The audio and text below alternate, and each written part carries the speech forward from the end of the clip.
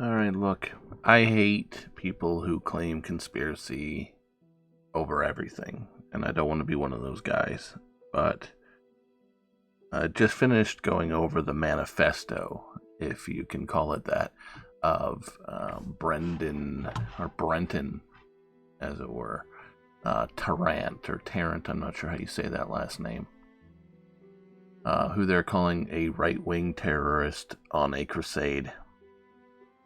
And I watched the video, and we'll get to that in a second. And then I read this manifesto, and something didn't fit. Now, there's a saying in a certain community: if there is any doubt, then there is no doubt. There's a lot of doubt that these things cast. I'm going to go through that with you guys here a little bit. So, his manifesto he called The Great Replacement. At the very beginning of it, there's kind of a Q&A session or whatever where he does it and answers some questions about himself, and he goes into how he arrived at the portion where he's now attacking a mosque. But before that, and the very first thing he says, I'm just a normal guy, average guy, nothing special, this, that, and the other thing. Now, watching the video, and I've seen it multiple times, from start to finish, it's very clear in this video that he is, or whoever is using this weapon, is very, very well trained with that weapon, has experience in some kind of a shooting and combat environment. And I'm not going to go through the video with you guys, but I will just kind of tell you my thoughts from the beginning to the end. So the beginning of it, he is driving for maybe the first 5 minutes or so, driving his vehicle, playing music, making some commentaries, the now infamous PewDiePie commentary. And he then parks his vehicle, grabs his weapons with all these things written on them. Difficult to read because of the quality of the live stream, but there's some scenes where you can read different messages. Grabs these weapons out of the back, walks into the building, unloads a shotgun into two people,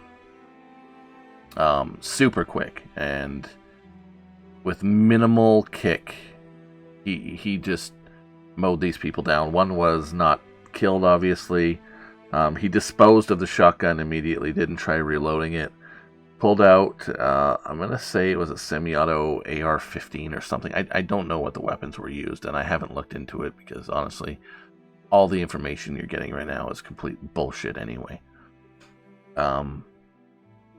So he then walks down the hallway, scanning for targets, sees I think it was a woman, running, immediately pops fire on her. Immediately. And rather than chasing her down or him down, I can't say for sure what the gender was. I don't want to assume anyone's gender, of course. Doesn't chase her down, doesn't do anything like that, just completely disregards that target. Then continues down the hallway into the main area where there's people crowding in corners. He starts to unload on the people in the corner. While he's doing that, he's constantly scanning behind him over his shoulder, looking for any active engagers, anyone doing anything towards him, while he continues to pump fire into these defenseless people. He then turns and sprays his fire on the other group of people on the other side of the room, and continually scanning again. Turns his target back towards the first group, starts shooting, scans, and sees a young man running and jumping at him.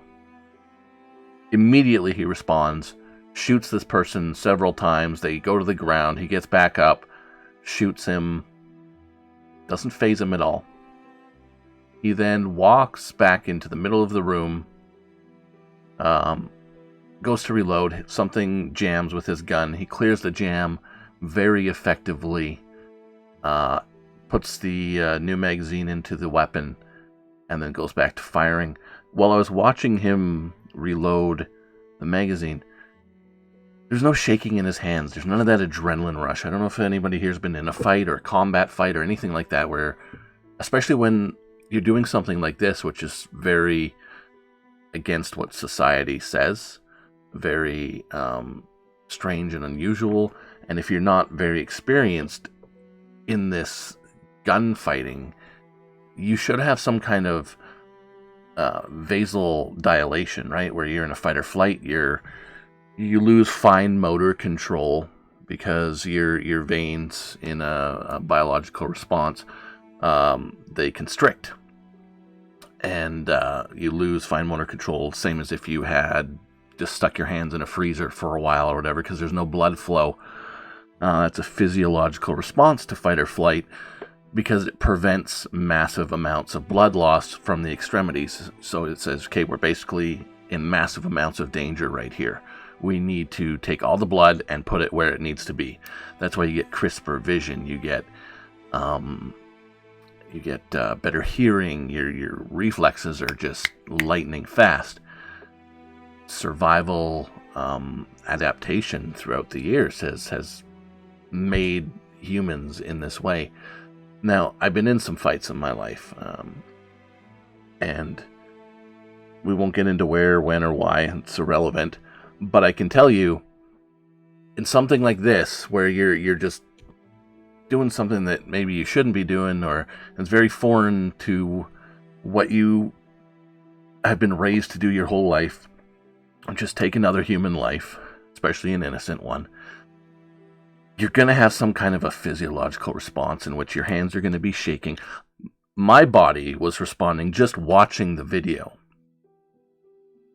And this person, who has, for all intents and purposes, claimed himself to be, and by the media been claimed to be, just your average Joe, who just flipped a switch one day, decided he didn't like immigrants, and he was going to go to town and start killing them.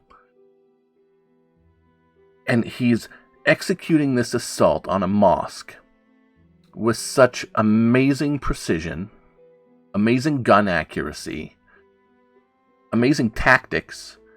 He was constantly patrolling in and out of the mosque, out onto the street. At one point, he sees a woman coming to the mosque, and there's a gap in the fence where she is, maybe just the size of a door. I think it is actually a gated door. Through the fence, like the slatted iron gate, he hits her. Just a real quick bam bam, and she drops. I mean, at least from the camera angle, it's not an easy shot to take. And I was watching the camera angles. I was watching when he went around to go and finish this poor woman off. And that would be a difficult shot for an amateur to make. And even while he's going to finish her off, he's constantly scanning for targets.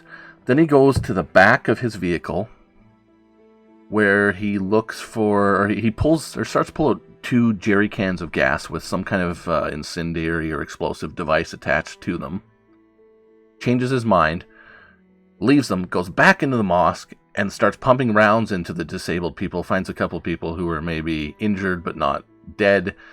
Proceeds to finish these poor people off, and then he leaves.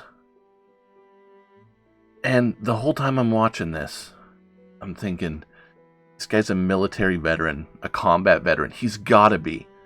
That type of behavior, that type of shooting, that type of accuracy, that type of somebody jumping at you and you calmly fire on them.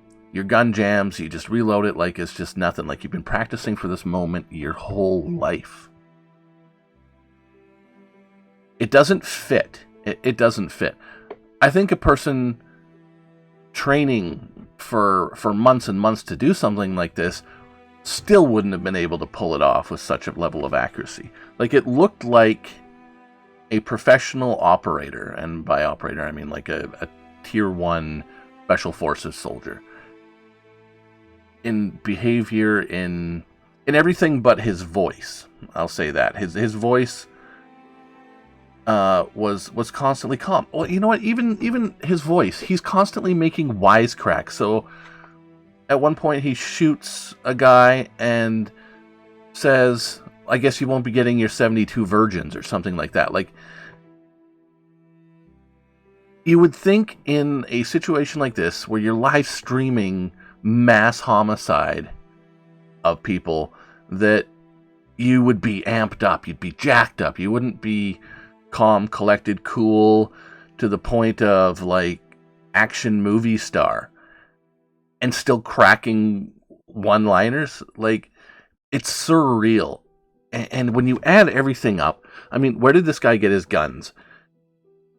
Where did, like, the immediate call by the Prime Minister of New Zealand, or President of New Zealand, I'm not sure what they have there, to be honest, that guns need to be banned immediately and things like that, is so precise, so formulated, so instantaneous, that when you look at one of those things by themselves, and you can say to yourself, well, okay, you know, maybe that kind of thing happens. When you start to add one thing after another to another to another, and you get this big puzzle, and I'm not saying this puzzle's complete, I'm pretty far from it, but I just want to do a quick video today and say something's not right here. Something more is going on.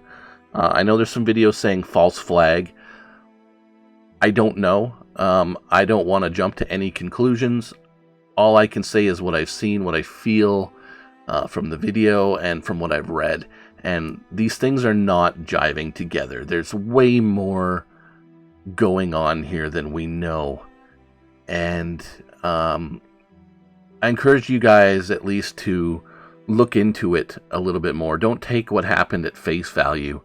You know, in things like this, they always say, who benefits? Que bono, right? Who stands to benefit from a tragedy like this? If you follow that kind of stuff and that kind of logic, and it applies to crime across the board, okay? Every time something horrendous happens, you got to look at who benefits. Because these kinds of things don't happen without somebody's say-so. Anyway, I encourage you guys to look into it. Throw me a comment. Let me know what you think. Let me know if you think I'm completely crazy. Let me know if you've seen the video, what your impressions of it were.